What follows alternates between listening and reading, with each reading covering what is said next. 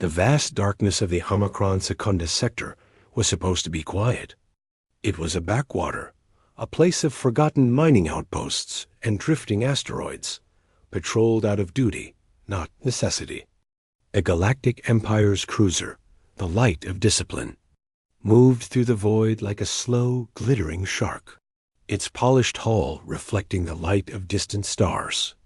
On the bridge, Sub-Commander Kale reviewed a dull report on mineral yields. His posture was perfect, his uniform immaculate, but his mind was bored. This assignment was a test of patience, not skill. Around him, his crew worked with the quiet efficiency expected of Imperial citizens. The soft hum of the ship's gravity drive was the only sound. Anomaly detected. The voice from the sensor station was calm, but it cut through the routine silence. Kale looked up. Specify. Long-range scans show an energy signature at the edge of the Golan debris field. It is irregular, not a natural reading. It does not match known ship signatures in the sector registry. Kale felt a flicker of interest. Smugglers, perhaps, or scavengers picking over the bones of the old mining station. Put it on the main viewer. Magnify. The main screen shifted from a star chart to an enhanced visual of a distant object. It was a ship, but unlike any in the Empire's vast catalog. It was angular and sleek, built not for beauty, but for purpose.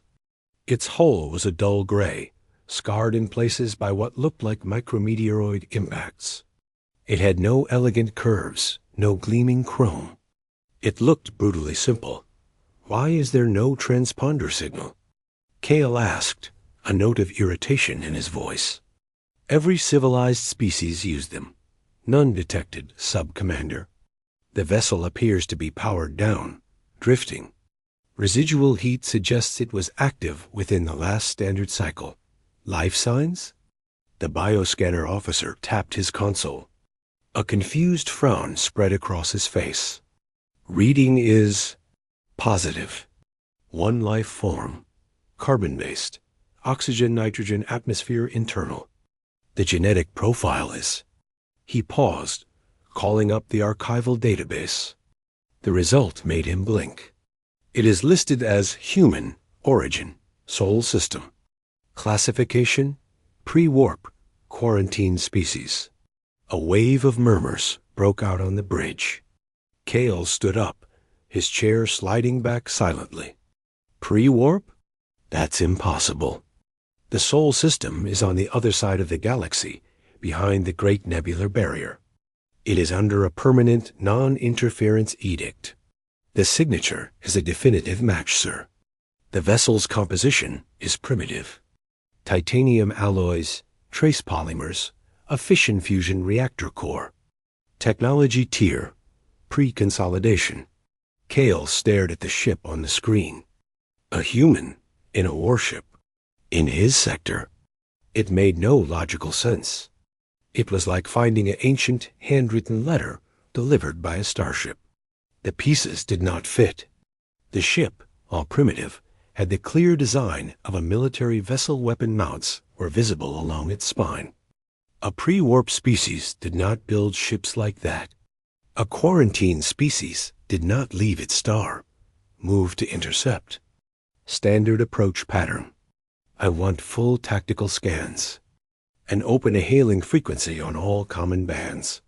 The light of discipline turned gracefully, its main engines glowing with clean blue light as it moved toward the drifting vessel.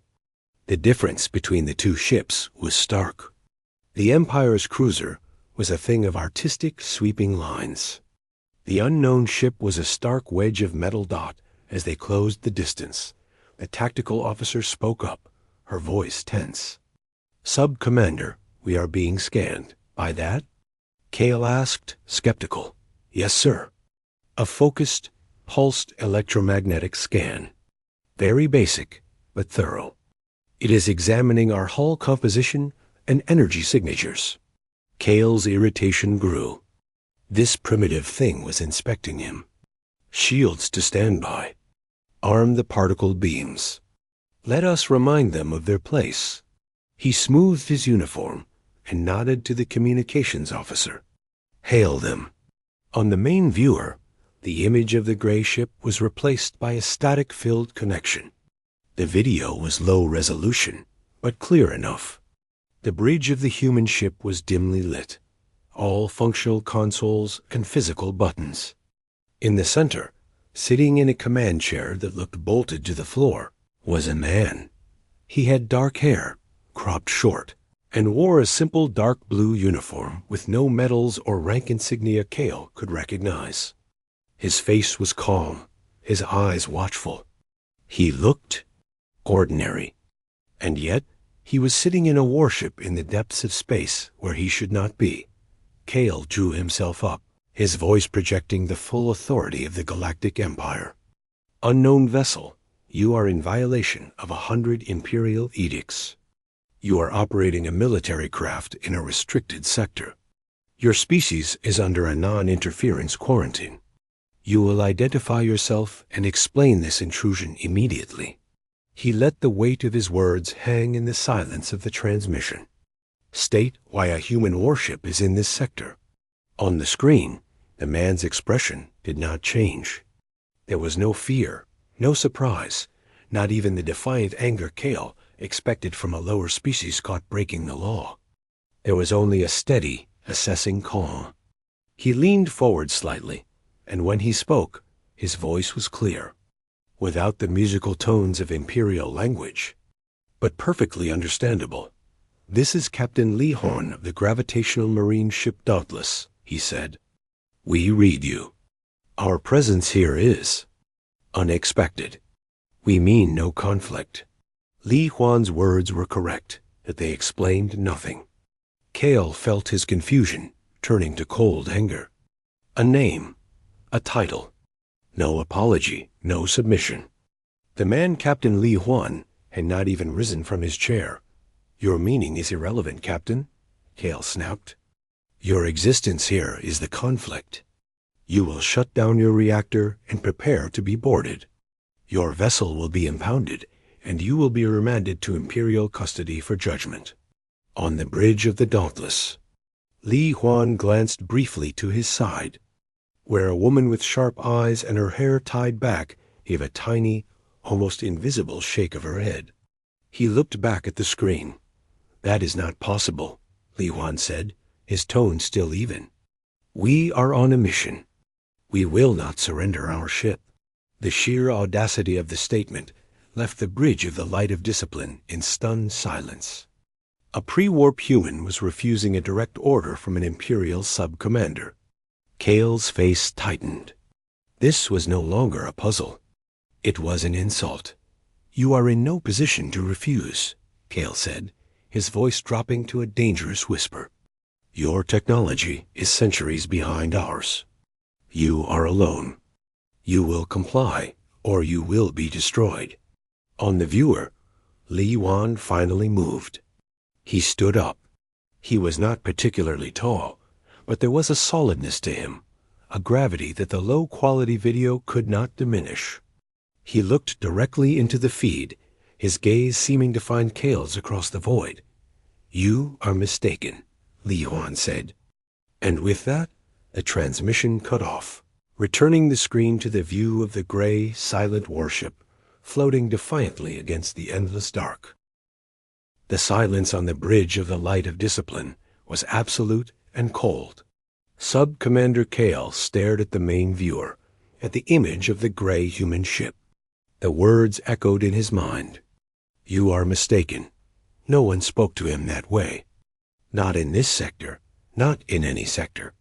The sheer, quiet arrogance of it was more shocking than any shouted threat. "Tactical," Cale said, his voice dangerously low. "Full analysis. What are we actually looking at?" The tactical officer, a woman named Vora, worked her console. "The vessel designates itself GMS Dauntless. It is approximately 1/3 our size. Hull composition is primitive titanium alloy, confirmed. Primary reactor signature is a hybrid fission-fusion system, very inefficient by our standards. Energy output is Surprisingly high for its class, however. Armament? Difficult to pinpoint through their passive shielding, but we detect multiple magnetic coil signatures along the dorsal and ventral spines.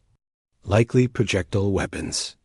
Several banks of low-yield laser emplacements, point defense variety.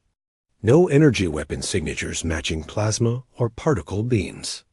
No shield harmonics we recognize. Kale snorted. So, a ship from a past age. A museum piece with teeth, but teeth that cannot bite us. Bring all forward batteries to bear. Target their engine block. We will disable them and have our answers. On the bridge of the Dauntless, the atmosphere was tense but focused. Captain Li Huan had returned to his chair, his eyes moving over the main display, which showed the majestic Imperial cruiser turning, its sleek lines now glowing with ominous energy. "They are targeting us," Commander Park Jisoo said from the tactical station. Her voice was calm, but her hands flew over her controls. Multiple high-energy locks. Particle beams, I think. Their power output is off the scale. "Understood," Li Huan said. "Kim Tae-yun, report on the skip drive." The voice of Engineer Kim Tae-yun came through the speaker, strained but clear. "Captain, the drive is at 96%. We need 4 more minutes for a clean, calculated jump. If we try now, the field could collapse, or we might tear the ship apart. Or both. 4 minutes is a long time in a fight," Li Huan murmured. He looked at Park Jisoo. "Options? They outgun us. They outmass us. A straight fight is a losing fight," she stated. "But their ship is built for beauty and intimidation. Look at the sensor sweep." She brought up a detailed schematic of the Light of Discipline. Their weapon placements are elegant, symmetrical. Their engine nacelles are extended for aesthetic flow. They have weak points. Joints here and here. Their shield geometry is optimized for energy dispersion, not kinetic impact. So we don't shoot energy. We shoot mass, Li Huan said. Exactly. A tungsten round from the main railgun at point-blank range might not penetrate their main hull, but it could cripple a weapon emplacement or an engine vane. It will certainly get their attention. Li Huan nodded slowly. And their psychology? Ambassador Yu Na-young, who had been observing quietly from the rear of the bridge, stepped forward. They are confused. Their entire worldview is based on hierarchy and known technology. We are an impossibility. Their anger comes from that confusion. They expect either immediate surrender or a wild, desperate attack. They do not expect precision. Good, Li Huan said. Jisoo, target their forward starboard particle beam array. Not the ship, just the weapon. Load the railgun. But do not fire unless they do. Let's see if they are as eager to shoot as they are to talk. Back on the Imperial ship, Kale was growing impatient. Why are they just sitting there? Are their systems failing? Unclear, Sub-Commander, Vora said.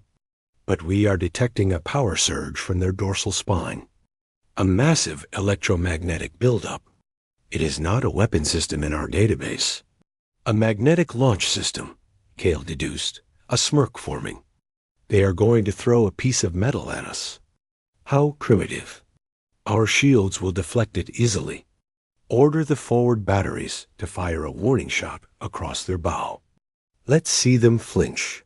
The Light of Discipline shuddered slightly as a brilliant lance of blue-white energy erupted from its forward array. It was not aimed to hit. It was a display, a firework of ultimate power.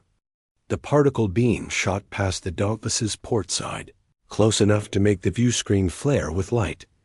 On the human ship, the bridge lights flickered but held.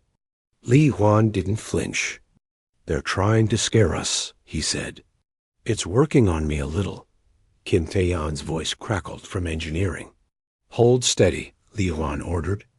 Jisoo, be ready. Kale watched, expecting the human ship to break, to suddenly flood the channel with pleas. Instead, it began to move. Its engines flared not with a smooth, constant glow, but with a series of sharp, pulsing bursts. It didn't turn gracefully. It rotated on its axis with a startling speed, presenting its dorsal spine directly toward the Imperial cruiser's forward section. "What are they doing?" Kale asked, leaning forward. "They have a solid lock on our forward starboard array," Vora reported, confusion in her voice. "But with a projectile weapon at this range? It is a futile gesture." "Open the channel again," Kale commanded. The screen fizzed, and Li Huan's face reappeared. This time, he was standing. "Your warning shot has been noted, Sub-Commander," Li Huan said. "Do not fire another. We do not wish to damage your vessel." Kale almost laughed. "You damage us? Your arrogance is astounding. You have one chance. Cut your power now." Li Huan's gaze was unwavering.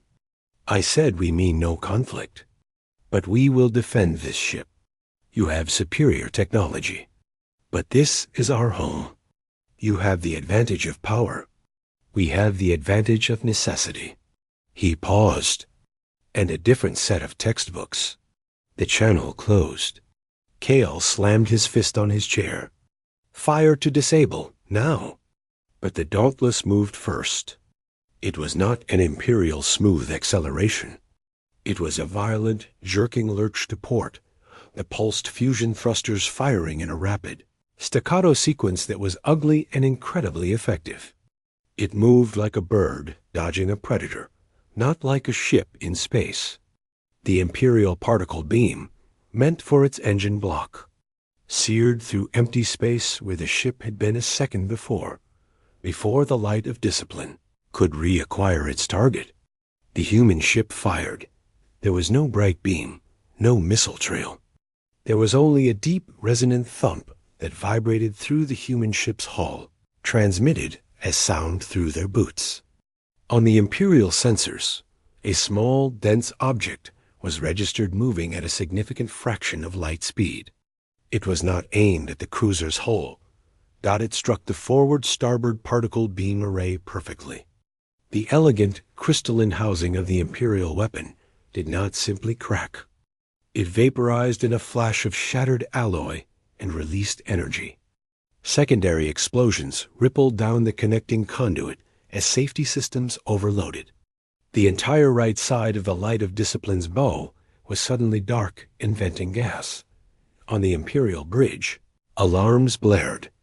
Kale was thrown sideways, grabbing his chair for support. The lights dimmed for a second before the backup systems kicked in. "Damage report," he yelled over the chaos. "Forward starboard array is destroyed. Contained hull breach on deck 4. Minor casualties reported." Vora shouted back, her voice full of shock. Their weapon. It was a simple kinetic projectile. But the precision, the power. Kale stared at the viewer.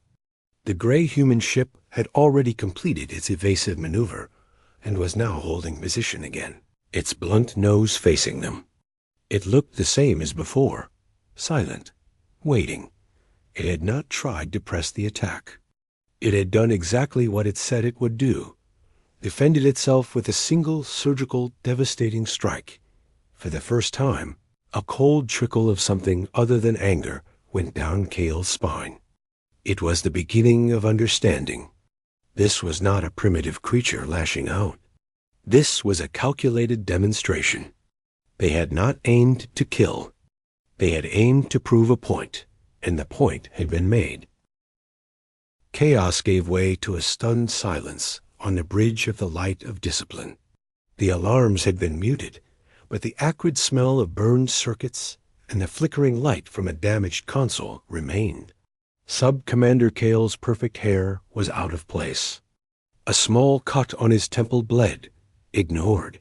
He stared at the main viewer, where the human ship, the Dauntless, hung in space, seemingly inert once more. It was a silent, gray rebuke. "Damage control teams report the breach is sealed," an officer said. his voice unsteady. "The weapon conduit is offline. It cannot be repaired here. It will require a dry dock." Kale did not respond. His mind was reeling. They had been hit, not by a pure empire with plasma lances, but by a pre-warp species with a rock. A very fast, very accurately thrown rock. The shame was hotter than the plasma from the breach. On the bridge of the Dauntless, the atmosphere was different. It was the quiet hum of a machine that had performed a difficult task and was ready for the next one. Captain Li Huan watched the Imperial cruiser's frantic activity on his screen. "Good shot, Jisoo," he said. His voice leveled. Commander Park Jisoo allowed herself a small, tight smile. It was a big target. But her eyes never left her scanners. They are regrouping. Their other weapons are still hot, and their main shields are at full strength. That was a slap, not a knockout. Engineer Kim Taeyeon's voice came through. "Skip drive is at 98%. 2 minutes, Captain. Their scan beams are getting more aggressive. They are trying to figure out what our shield is made of. They're not getting much." Ambassador Yu Na-young approached the captain's chair. She held a datapad with scrolling text. Their diplomatic hails had stopped. They are no longer demanding our surrender. They are now demanding explanation. The tone is less certain. The question is the same, but the authority behind it is cracked. Explain your presence. Explain your technology. They are trying to rebuild their understanding of the universe. Li Huan nodded. And we cannot give them that explanation. Not yet. He looked at Yu Na-young. What do they know about human history? The real history. Yu Na-young called up the Imperial database files they had intercepted during the initial scans. Their archives list Earth, Sol system, a species of moderate intelligence, prone to conflict, achieving early spaceflight. They note the development of primitive fission weapons and a planet-wide communication network. The last entry is from 120 standard years ago. It recommends a non-interference quarantine due to our volatile nature. They think we are still there. They have no record of the Ulysses. The name hung in the air. The Ulysses. A colony ship, Earth's greatest and most secret project. A test of an experimental drive that was supposed to take it to Mars. Something went wrong. Or, as the descendants now believed, something went right in a way no one could have predicted. The ship, with 10,000 souls in cryosleep, was hurled across the galaxy in a flash of distorted physics, emerging crippled and lost in the Omicron Secunda sector. The survivors woke to a silent, empty void. No Earth, no rescue. Just the bones of their ship and a few raw, rocky planets in a nearby system. They called their new home New Hope, and they built. They used the Ulysses's broken drive cores for power. They mined asteroids. They fought for survival. And they remembered. They remembered Earth's wars, its ingenuity, its stubborn will. Their technology developed differently. Without access to the elegant, universe-spanning principles of the Empire, they mastered what they had: brute force, kinetic energy, and a profound understanding of material science. Their warships were explorers first, armored against the unknown dangers of a galaxy they knew was not empty. The Dauntless was not a ship from Earth. It was a child of exile, built from scrap and determination got on the Imperial ship. Kale was reaching the same terrifying conclusion, but from the wrong direction. "A lost colony," he muttered to his tactical officer Vora. "It is the only answer. They must have been seeded here by a rival empire as a joke, a long-term experiment." "Their technology does not match any known empire, Sub-Commander," Vora replied cautiously. "It is homemade, but effective." That projectile was not effective. It was an insult. Kale snapped, but the heat was gone from his voice. He was thinking. They have a shield our scans cannot penetrate. They have an engine that allows for shocking acceleration. They have a weapon that can target a specific system on a ship far more advanced. This is not a coincidence. This is a provocation. A new, colder fear settled in his stomach. What if they are not alone?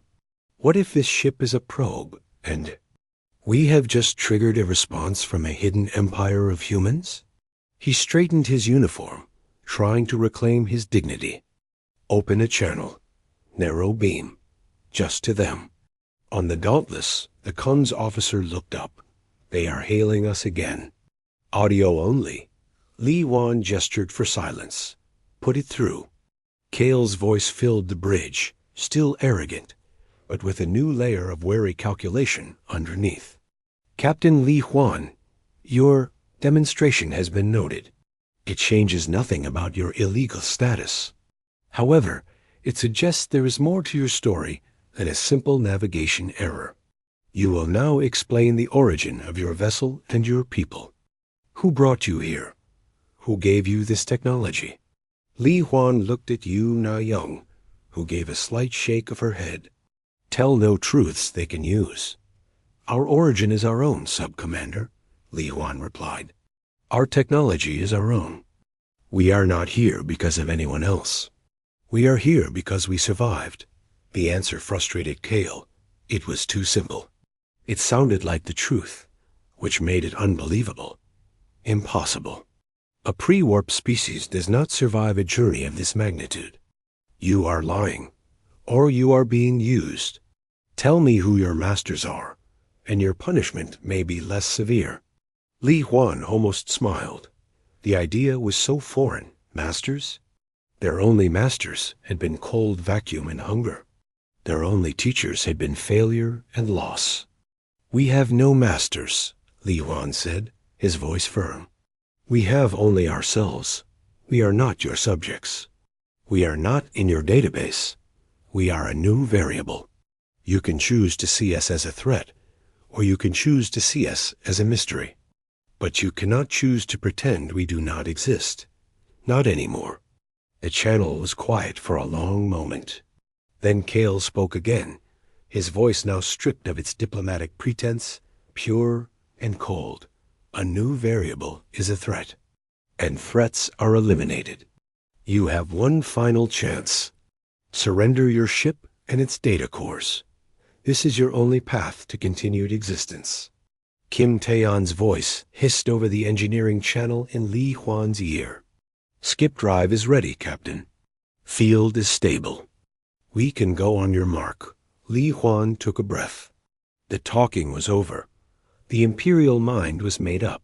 They could not process something outside their order. To them, something unknown must be broken and studied. We will not be surrendering today, Sub-Commander, Li Huan said. We are leaving. Do not try to follow. The channel went dead before Kale could reply. On the Imperial viewer, the gray human ship's engines began to glow again, not with the pulsed bursts, but with a strange, oscillating blue light that seemed to warp the space around its hull. They are attempting to jump to warp, Vora shouted. But the energy signature is all wrong. It's not a warp field. Kale's eyes went wide. Tractor beam, now, full power. And target all batteries on their engines. Destroy them if you must. But it was too late. The Dauntless did not shoot forward into a tunnel of light. The space around it seemed to fold, like a piece of paper being crumpled. The ship became a blur, then a streak, and then it was simply gone. Not a flash, not a bang. A disappearance. One moment it was there, a solid, defiant object. The next, there was nothing but empty space and the drifting debris of the Imperial cruiser's own shattered weapon array. On the bridge of the light of discipline, every sensor screen was blank. No energy trail, no tachyons, no residual radiation. It was as if the human ship had never been there at all. Kale slowly sank into his command chair, the cut on his forehead forgotten. The question was no longer just an angry demand. It was a deep, unsettling tremor in the foundation of everything he knew. Why? He whispered to the empty void on the screen. Was a human warship in this sector? And for the first time, a more important question formed in his mind. Unspoken, but terrifying. Asterisk, what else don't we know? The silence left behind on the bridge of the light of discipline was a physical weight. Sub-Commander Kale stared at the empty space on the main viewer where the human ship had been. His officers were frozen at their posts, unsure of what to do next. Their sensors swept the void, finding nothing. No energy trail. No warp signature. No debris. It was a perfect, insulting vanishing act. Report, Kale said, his voice hollow. Nothing, Sub-Commander, the sensor officer stammered. Complete negative on all scans. They are just ... gone. The method does not match any known faster-than-light technology. There is no spatial disturbance, no residual tuck-in particles. It is as if they were never here. Except for that, Laura said quietly, gesturing to a secondary screen that showed the external damage to their bow. The shattered particle beam array was a blackened, twisted scar on the otherwise perfect hull. A permanent reminder. A primitive weapon had done that. Kale's humiliation began to curdle into a cold, focused rage. They had been outmaneuvered, outthought, and then literally outclassed in a way he could not quantify. His ship, a symbol of imperial power, had been made to look slow and stupid by a vessel made of what amounted to scrap metal. Turn the ship around, he ordered, his voice now sharp. Full scan of the Golan debris field, specifically that derelict mining station. They were here for a reason. They did not just appear and then flee. They were doing something. Find out what? As the great cruiser turned, its undamaged engines glowing with sullen light, Kale retreated to his ready room. He called up the intercepted transmission logs and the sensor data from the engagement. He watched the human ship's evasive maneuver again. The movement was not smooth. It was a series of violent jerks, as if the ship was being kicked from one point to another. It was ugly. It was also terrifyingly effective. His own targeting computers had been unable to predict it. He zoomed in on the few, clear images they had of the human vessel's hull. He saw the scars, the patches, the welds. This was not a factory-made ship. This was something that had been built, repaired, and rebuilt many times. It was a ship with a history. A ship that had seen hard use. His door chimed. It was Vora. She entered, her face pale. Sub-Commander, we found something at the mining station. Or rather, we found what is not there. Explain. The station's old core logs were partially activated recently. Very recently. They accessed a specific sealed sector archive. The archive contained geological survey data from a century ago. Star charts, mineral compositions of local asteroids. Nothing of military value. Kale frowned. Why would they risk exposure for old rock surveys? Vora took a deep breath. Because, sir, the asteroid they listed is highest in certain rare earth minerals. Asteroid designation Golan 7 is missing. Missing? Gone. Scans show a debris field consistent with industrial-scale mining. Very efficient mining. The debris pattern suggests machinery that chewed the asteroid apart from the inside out. The work is perhaps 5 to 10 years old. The pieces, jagged and wrong, began to click together in Kale's mind. He leaned back. They were not here to spy. They were not here to attack. They were here for a history lesson. They were checking their own records. A colony ship would need raw materials, Vora said softly, voicing the impossible conclusion. A lost colony would mine where it could. They weren't visiting this sector. They were returning to it. The thought was staggering. It meant the humans had been here, in the dark, for generations. Building, learning, evolving on their own path, unseen by the galaxy. The Dauntless was not an invader. It was a local, and it had just introduced itself. back in the Omicron Secundus sector, but light years away from the frustrated Imperial cruiser, space folded. It was not a dramatic process. There was a subtle bending of starlight, a shimmer like heat haze, and then the GMS Dauntless was simply there, solid and real. The skip drive did not move the ship through space quickly. It moved space around the ship. It was a hungry, delicate technology that drained the reactors to a whisper, but it left no trail. On the bridge, the crew let out a collective breath. The jump had been clean. "Skip complete," Kim Tae-yeon reported, his voice thick with relief over the speaker. "Reactor at 20% and climbing. No structural stress. Drive core is hot but stable. We are in the designated quiet zone." "Good work, Tae-yeon," Captain Lee Hwan said. He looked tired, but his eyes were alert. "Jisoo, full sensor sweep. Make sure we didn't bring any friends." Commander Park Jisoo was already doing it. Clear space for 5 light minutes. No Imperial signatures. No other contacts. We are alone. Ambassador Yu Na-young approached. "They will not let this go, Captain. We have challenged their fundamental understanding of the galaxy. They will see it as a disease that must be cut out. They will look for us." Lee Hwan nodded. "I know, but we bought time. They will look where we were, not where we are. And they will look for a fleet, for an empire. They will look for something that matches their own reflection." He gestured to the quiet stars on the viewer. "They will not find it." The mining station data was confirmed then. Yu Na-young asked.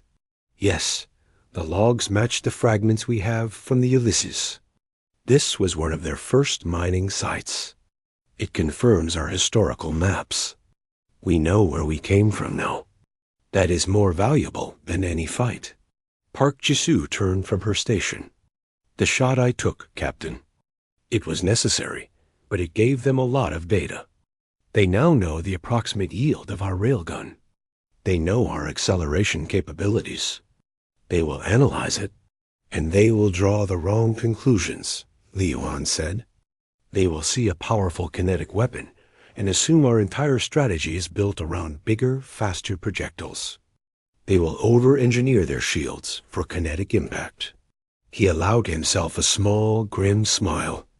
"They fight with elegant tools designed for a known enemy. We fight with whatever works. The next time, we will use something else." In his ready room, Cale was thinking along similar, yet opposite, lines. He was composing his report to High Command. The words were difficult to choose. "Engaged a single vessel of human origin. Designation GMS Dauntless," he dictated. "Technology is asymmetrical and unexpectedly potent. Primary armament appears to be high-velocity kinetic projectiles, fired with extreme precision. Defensive capabilities include an unknown shield system and remarkable sublight agility through pulsed fusion thrusters. Their FTL technology is completely alien and leaves no trace. Most significant is not the technology itself, but the context. Evidence suggests this vessel is not an expedition from their homeworld, but a product of a long-established, isolated colony within or near the Omicron Secundus sector.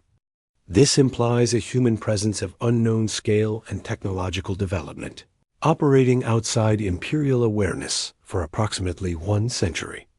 Their intent is unknown, but their capability for localized, effective violence is confirmed." He stopped the recording and looked out the viewport at the stars. The galaxy had just become a much larger and much darker place. The human question was no longer a minor mystery. It was a security breach of the highest order. They were not facing a lost ship. They were facing a lost people. And that people had just shown they were not afraid to fight back. He thought of Captain Lee Hwan's calm final words. Asterisk, do not try to follow. Asterisk, it was not a request. It was a statement of fact. They could not follow. They literally did not know how. For the first time in his career, Sub-Commander Kale, an officer of the Galactic Empire, felt a chill of true helplessness. The hunt was on, but he had no scent to follow, only the memory of a gray ship and a hole in his own hull. The question now was not just why a human warship was in the sector. The question was where it went, how many more there were, and what they would do when the Empire finally found them again. The report from Sub-Commander Kale of the Light of Discipline reached Imperial High Command in a sealed data burst of the highest priority. It traveled through secure quantum relays, passing from one star system to another until it arrived at the gleaming, planet-sized administrative hub known as the Celestial Spire. There, in a room of silent white metal and holographic light, it was opened and reviewed by beings whose job was to maintain order in a galaxy they believed was fully mapped and understood. The initial reaction was not alarm, but bureaucratic disbelief. A human vessel? In Omicron Secundus? It was clearly a sensor error, or perhaps the foolishness of a bored commander seeking glory. Then they saw the damage reports, the visual logs of the engagement, the perfect, inexplicable disappearance. A quiet panic began to spread, but it was a cold, calculated panic. Orders were issued with ruthless efficiency. The Omicron Secundus sector was placed under immediate and silent quarantine. No ships in or out without direct approval from the Spire. A specialized fleet, the 9th Analysis Group, was dispatched. Their ships were not the proud battleships of the front lines, but sleek, sensor-covered vessels designed to listen, to probe, to dissect secrets. They descended on the sector like silent ghosts. They scanned the debris of asteroid Golan 7. They picked over the derelict mining station.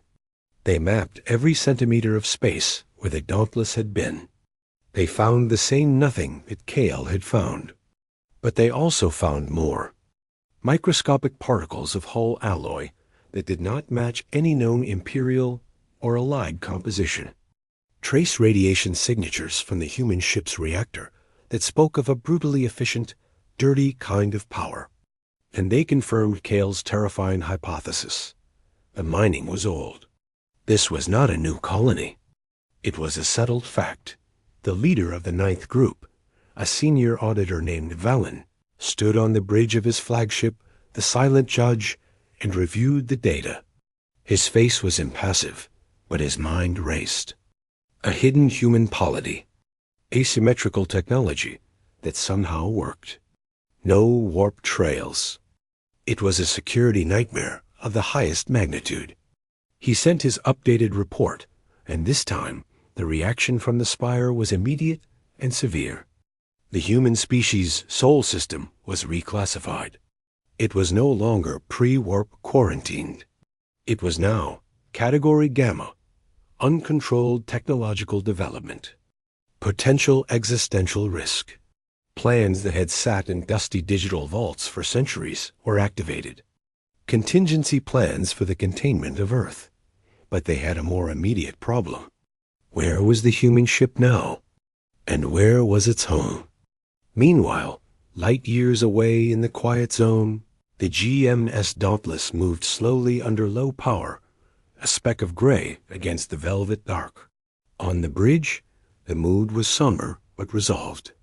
They had pulled a thorn from a sleeping giant's paw, and now the giant was awake, and angry. Captain Li Huan met with his senior staff in the small briefing room. Kim Taeyeon looked exhausted but alert. Park Jisu was all focused intensity. Yu Na-young was calm, her data pad covered in notes. The Empire will be looking for us, Li Huan began. But they will be looking for the wrong thing. They will look for a hidden planet, a fleet base, signals. We cannot let them find New Hope. Our skip drive leaves no trail, Kim Taeyeon said. But our reactor does have a faint residual signature for a few hours after a big jump. If they get close, and they know what to look for, they might find a whisper of it. We need to stay dark for a while. Park Jisu nodded. We also have to assume they will analyze the damage from the railgun shot. They will design countermeasures. Our next encounter, they will be ready for kinetic attacks. We must be ready to show them something new. Li Huan looked at Yu Na Young. And our people? The Council on New Hope has received our full report, she said. They are alarmed, but not surprised. We always knew this day might come. The order is given. The silent protocol is active. All non-essential transmissions have ceased. The orbital shipyards are going dark.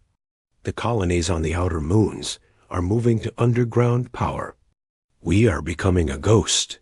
She paused. They also agree with your assessment, Captain. The Empire cannot be allowed to find us. Not yet. Not until we understand them better, or until we are strong enough to not be simply crushed.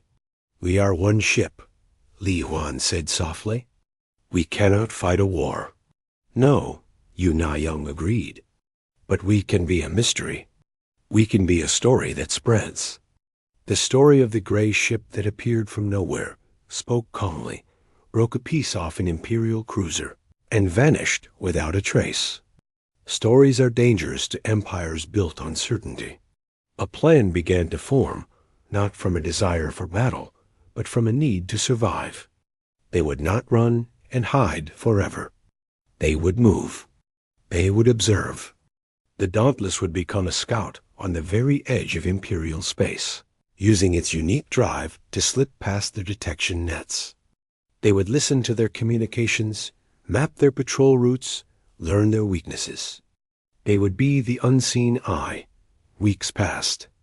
The Imperial Ninth Analysis Group swept the sector again and again, finding nothing but silence and old scars. The frustration in their reports grew. Senior Auditor Valen was recalled to the Celestial Spire to explain the failure. In a vast chamber, he stood before a holographic assembly of high commanders. The human vessel, and by extension its point of origin, remains undetected, Valen stated, his voice echoing in the quiet space. Their technology defies our standard search parameters. It is possible they have left the sector entirely. It is also possible they are still within it, observing us from a method of stealth we cannot conceive. A commanding figure, an archon, shimmered in the light. This is unacceptable. A species of primitives cannot outthink the Empire. They are a spark. A spark must be smothered before it becomes a fire. Find them. Find their world. If you cannot find the ship, find the people who built it. Scour the historical records. Look for any anomaly, any unexplained energy surge, any lost probe over the last 2 centuries. They came from somewhere. Trace them back. And so, the Empire turned its gaze not just outward, but inward and backward. They began a galactic-scale archaeological dig through their own old data, searching for the ghost of a colony ship that had vanished from human history 100 years before. On the bridge of the Dauntless, Captain Li Huan watched a distant Imperial scout vessel pass through a nearby system, its sensors blindly sweeping the space where the human ship sat, powered down behind a dense cloud of cosmic dust. They were so close, and yet completely unaware. Park Jisu looked up from her panel. They're looking in the wrong place. For now, Li Huan said. But they are persistent, and they have the resources of a galaxy. They will keep looking. Kim Taeyeon's voice came through, a whisper. Then we make sure they're always looking in the wrong place. We give them other mysteries to solve. A sensor ghost here, a strange energy reading there. Far from New Hope, we lead them on a chase through the dark. Li Huan nodded, looking at the stars, each one a potential hiding place or a potential trap. The galaxy had suddenly become a game of shadows. They were no longer just survivors. They were players, small, hidden, and armed with the most dangerous weapon of all, a truth the Empire could not accept, that humanity was not where it is supposed to be. It was here. It was watching. And it was learning.